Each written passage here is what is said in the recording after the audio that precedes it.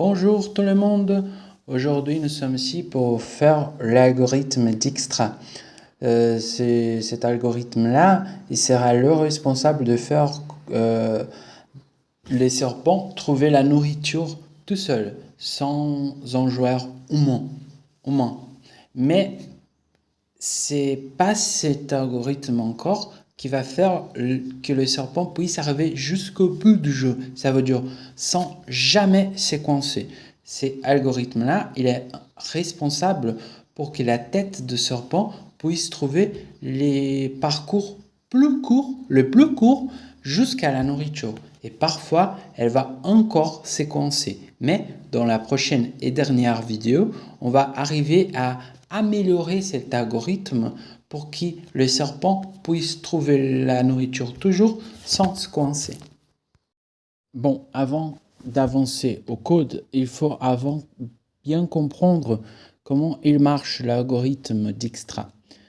D'accord, ici on va voir sur un fichier de calcul, la tête de serpent est représentée par le carré rouge et la nourriture pour les carrés verts. Donc, qu'est-ce qui se passe? Il va regarder à droite parce que la tête, elle est vers droite. Donc, elle regarde à la droite. Est-ce que la nourriture est là? Non. Donc, il va ajouter ces coordonnées-là à une liste. Après, il regarde en bas.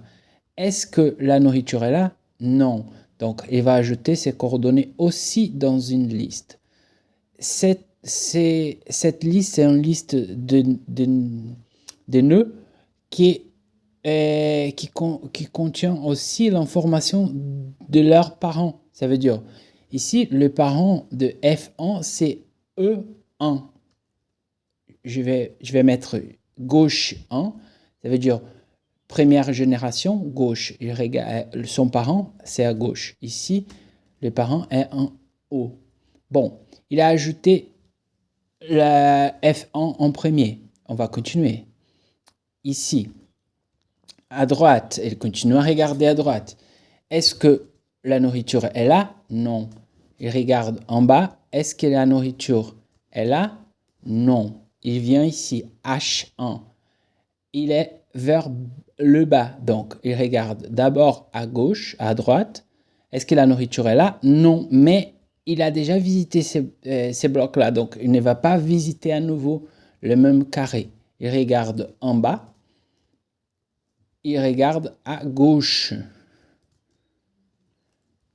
Après, on retourne ici, gauche 3, haut 3. Ici, les deux, le premier, les deuxièmes de la deuxième génération. Gauche et droite, c'est déjà fait. En bas, pas fait. Ici, j'ai déjà fait. Déjà fait. Même chose. Il va faire ça jusqu'au moment où il arrive au carré de la nourriture. Pour simplifier un peu les choses, je vais mettre les carrés plus proches. Donc, il revient ici, gauche 4, haut 4, haut 4, haut 4, haut 4, gauche 4, gauche 4, gauche 4. Vous voyez, c'est une sorte de vague. Gauche 5, haut 5, haut 5, haut 5, haut 5, haut 5, gauche 5. On va supposer par exemple que la nourriture, elle est ici. On va changer l'endroit de la nourriture. Elle est là, par exemple. D'accord? On va enlever la nourriture d'ici et on va l'approcher un peu plus. Donc, il va continuer ici. Gauche 6, haut 5, haut 6, haut 6, haut 6. Bon, il a trouvé la nourriture. Dès qu'il a trouvé la nourriture, il va regarder quel est le parent de ces carrés-là. C'est O5. Quel est le parent de E5? ces carrés-là, à O4. Quels sont les parents de O4? C'est gauche 3. Quels sont les parents de gauche 3? Gauche 2. Quels sont les parents de gauche 2?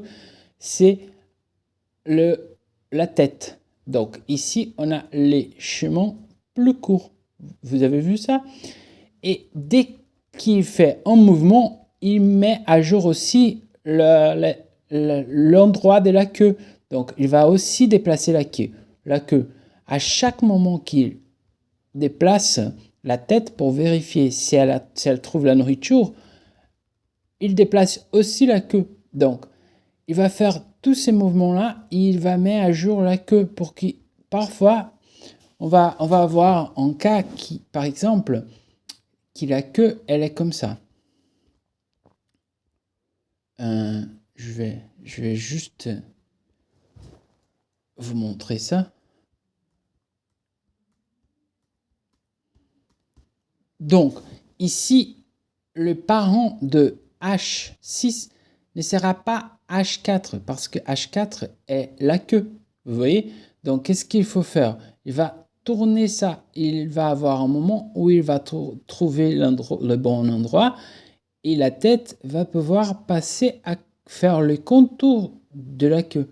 Donc, cet algorithme-là, il est très bien pour trouver le schéma plus court, les parcours plus courts entre la tête et la nourriture, n'importe quelle soit la disposition du serpent et de la queue.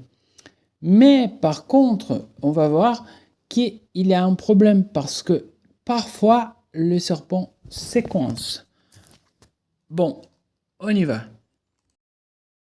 Ici, on a le code et je vais vous montrer que les serpents, il arrive à séquencer parfois. Donc, ici, on a déjà l'algorithme Dijkstra en marche. Et vous pouvez voir que le serpent, il trouve toujours les parcours plus courts. Il arrive même à s'en débarrasser de longueur de sa queue. Mais il va arriver un moment où il ne sera plus en mesure de trouver un parcours parce qu'il ne pourra pas s'en sortir de lui-même. Vous allez voir tout de suite.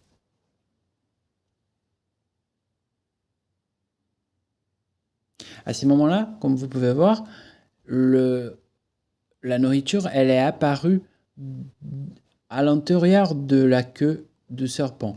Donc, le Dijkstra, il va faire toute la recherche sur la grille en blanc, mais elle ne va pas arriver ici parce que à ces moments-là, la queue, elle est si longue que même en se déplaçant par là, elle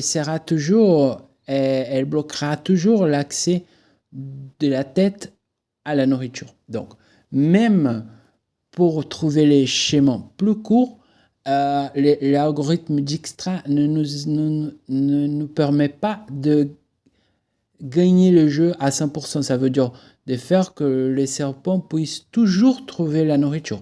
Mais c'est déjà un pas très important qu'elles puissent trouver la nourriture quand même.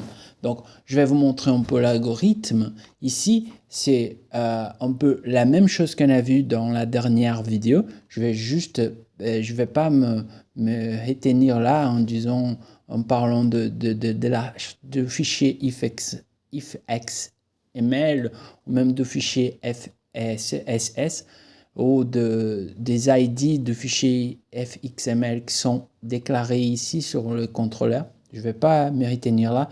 Pour comprendre mieux ces processus, il faut revenir à la vidéo antérieure. Bon, à ce moment-là, je vais me concentrer sur l'algorithme Dijkstra. On va les voir. Ici, qu'est-ce qui se passe? Ça, c'est démarrer du jeu, les boutons normal, déclencheur time, deux boutons normal qu'on a vu la dernière vidéo, fin de jeu, deux boutons normal, et ça, c'est démarrer Dijkstra. Donc, quand on initialise la scène, on va démarrer Dijkstra, on va démarrer le serpent qui joue tout seul. Donc, il crée la grille. On a vu déjà cette fonction dans la vidéo dernière. Il va paramétriser, je vais changer la couleur ici, juste pour avoir la même couleur qu'avant. parce que cette couleur-là, c'est différente. Bon, elle va mettre la couleur de la grille comme la couleur de l'encorpène. Il va pas faire on va pas pouvoir faire la différence entre les deux. Il va appeler la fonction trouver les chemins pour les joueurs. Ça veut dire, quand on joue les jeux de serpent, c'est à nous de trouver les chemins. Mais ici, c'est le joueur, la classe joueur qui va trouver les chemins plus courts. Ça veut dire, c'est là où les Dijkstra roulent. Et après, il déclenche l'animation. Il va dire, ici, j'avais enlevé pour arrêter les serpents à la fin. Sinon, il rentrerait en boucle. Ça veut dire, dès qu'il ne puisse plus trouver un chemin plus court, un parcours jusqu'à la nourriture, il recommence. Donc, c'est ça qu'il fait. Donc, ça veut dire, s'il n'y a plus de mouvements à faire et qu'on ne peut plus trouver de mouvements, donc recommence. Ici, et après le joueur, l'algorithme Dijkstra avoir trouvé les chemins, qu'est-ce qu'il vérifie? Il vérifie si la nourriture est en même temps le bloc, si c'est ça, est dans le même endroit que la tête, si ça arrive, il va changer la nourriture de direction. Et après, il va répandre la scène comme le dernier code qu'on a vu. Et la grande différence ici, ce sont ces deux classes, ces deux nouvelles classes, la classe Node Dijkstra et la classe joueur. Bon, on a vu que l'algorithme, il appelle la fonction trouver chemin. Qu'est-ce qu'il fait? Ici, on a une liste de nodes Dijkstra, une liste de mouvements. Qu'est-ce que ça veut dire? Chaque carré, comme on a vu dans l'explication sur les fichiers de calcul, chaque carré possède une coordonnée, ça veut dire x et y. Il possède aussi un paire, ça veut dire un nœud paire. Tout ça est là.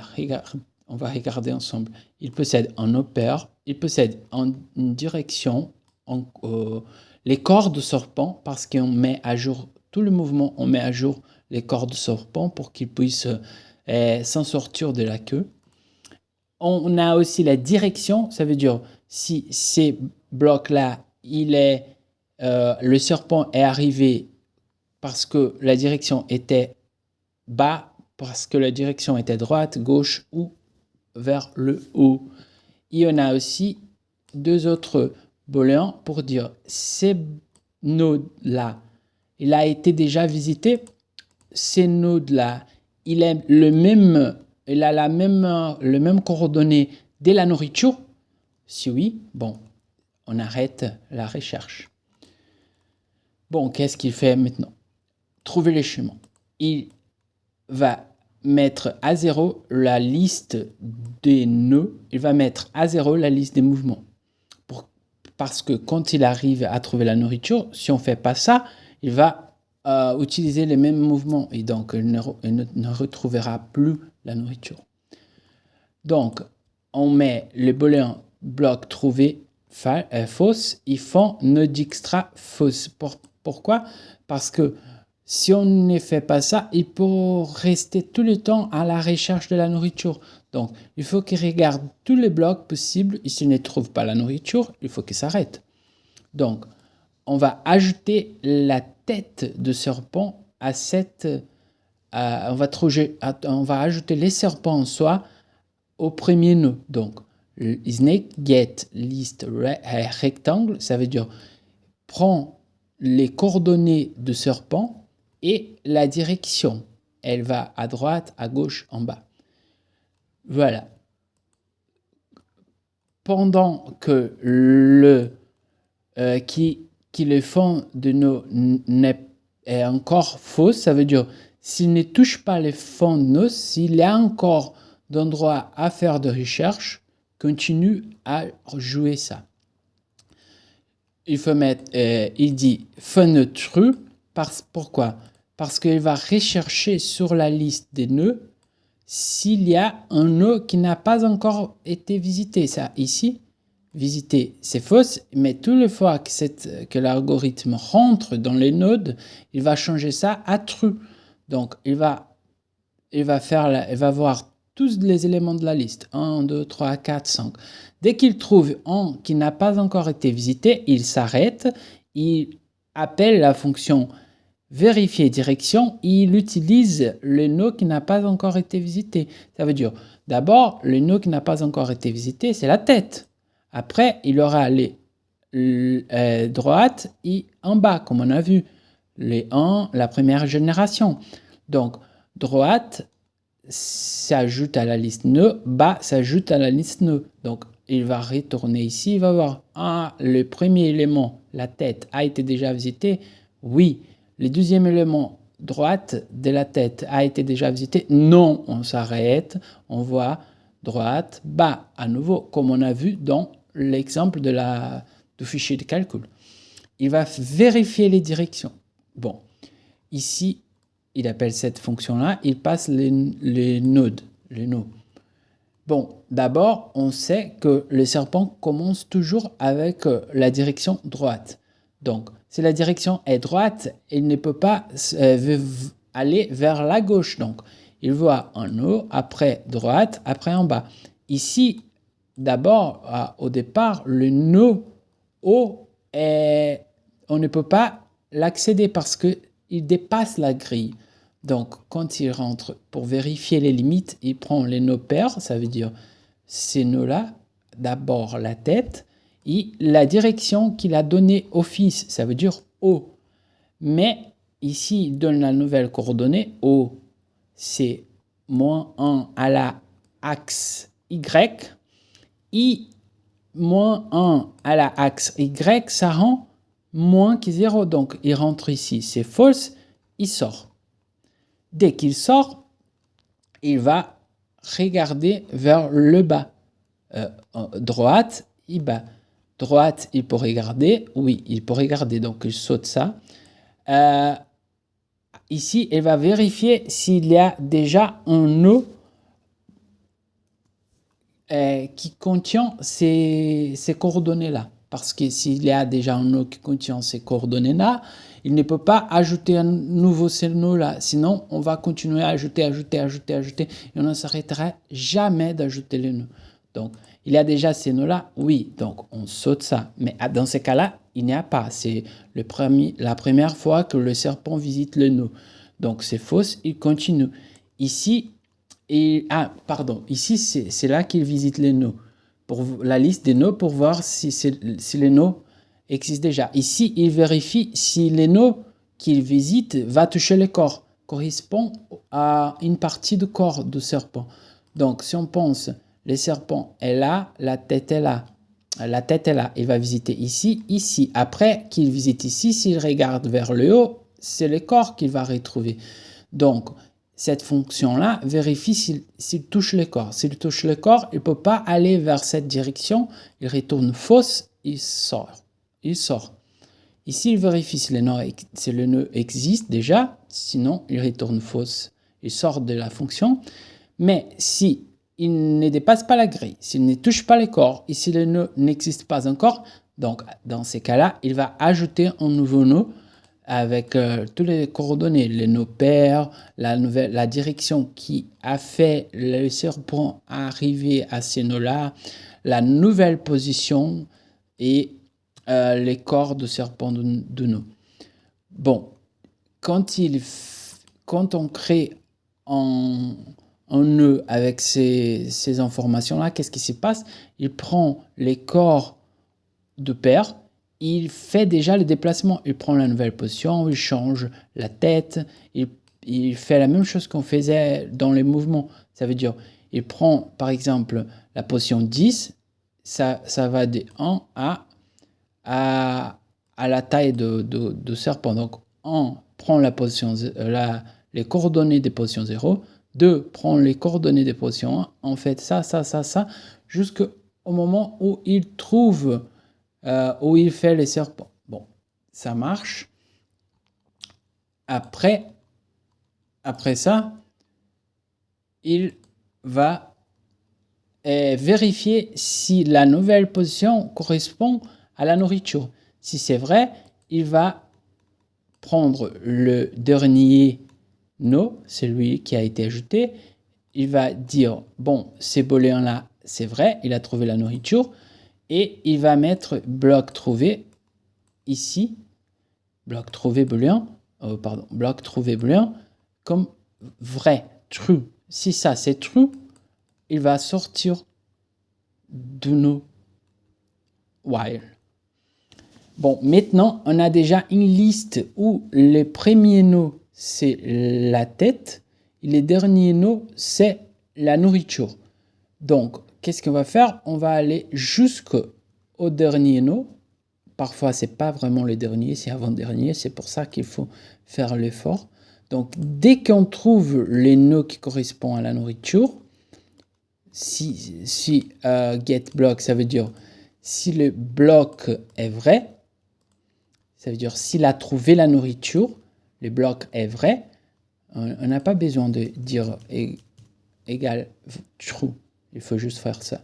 Donc, si le bloc est vrai, ça veut dire qu'il a trouvé la nourriture. Donc, on va créer une liste de mouvements. Le premier nœud, il est toujours nul parce que le paire de premier nœud, il est toujours nul parce qu'il correspond aux coordonnées originales de la tête. Donc, qu'est-ce qu'on fait? On va faire le while jusqu'au moment où le paire est nul. D'accord? Donc, on prend la direction de bloc qui correspond à la nourriture. Ça veut dire si le serpent a dû aller à la droite ou vers le bas ou vers le haut pour trouver la nourriture, c'est le dernier mouvement qu'il a fait. Et c'est ça qui le bloque, le nœud d'extra sauve dans son structure. Direction node. Donc ici, on fait la liste à partir de direction node. Et on va créer cette liste. Donc ici, c'est le dernier mouvement. On va ajouter en premier. Après, les avant-derniers mouvements, on va ajouter en premier à nouveau. Et on va faire ça jusqu'au premier mouvement qui sera ajouté comme premier mouvement. Et tous les autres seront déplacés dans l'ordre correct. Et ici, quand il fait les mouvements, il remove les mouvements dans la liste. Donc, il fait les premiers mouvements. Regardez, ici, quand on fait remove, il va retourner, il remove l'élément de la liste, mais en même temps, il retourne l'élément. Donc, quand on fait ces mouvements-là, on prend la première direction et on la remove de la liste jusqu'au moment où il fait le dernier mouvement qui correspond au dernier élément de la liste, le dernier caractère de la liste. Donc, à ce moment-là, quand il fait ces mouvements-là, la liste sera vide. Et si la liste sera vide, ça veut dire qu'il a trouvé la nourriture. S'il a trouvé la nourriture, on va déplacer la nourriture et on va trouver à nouveau les chemins pour arriver à la nourriture. On va répandre la scène, mais s'il ne trouve pas le chemin, la liste des mouvements, ce sera 0. Et c'est pour ça qu'on va arrêter et on va redémarrer le serpent. Et c'est comme ça qu'il marche l'algorithme Dijkstra. C'est un peu complexe, mais les codes, il est là dans les GitHub. Vous pouvez l'accéder à la volonté pour voir comment il marche. Et si vous avez n'importe quelle question à me poser, soyez toujours à l'aise de le faire. Je suis toujours disponible à vous aider. Je vais laisser le serpent rouler un peu plus vite jusqu'à la fin de ce cycle pour que vous puissiez voir qu'à la fin, il va quand il ne trouve plus de schéma jusqu'à la nourriture, bon, voilà, il était coincé, il redémarre la scène. Dans la prochaine vidéo, je vais vous expliquer comment on peut faire que on peut modifier l'algorithme Dijkstra pour que les serpents puissent toujours trouver la nourriture jusqu'à la fin du jeu. Ça veut dire quand il n'a plus d'espace pour les mouvements. Donc, c'est possible de faire ça. C'est pas difficile, c'est très simple, un peu bête quand même, mais on va regarder ces nouveaux algorithmes dans la prochaine vidéo. Merci beaucoup pour m'avoir accompagné jusqu'ici et à la prochaine vidéo.